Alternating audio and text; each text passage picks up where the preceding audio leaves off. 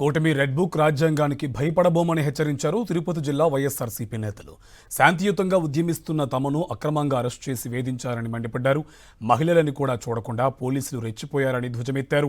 రాసలీలలో ఆరోపణలు ఎదుర్కొంటున్న బీఆర్ నాయుడు రాజీనామా చేయాల్సిందేనని డిమాండ్ చేశారు. బీఆర్ నాయుడు అకృత్యాలతో హిందువుల మనోభావాలు దెబ్బతిన్నాయన్నారు.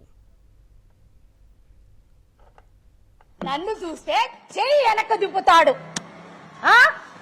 అస్సలు ఆడవాళ్ల మీద చెయ్యి వేసినందుకు మీకు మాత్రం శిక్ష తప్పదు.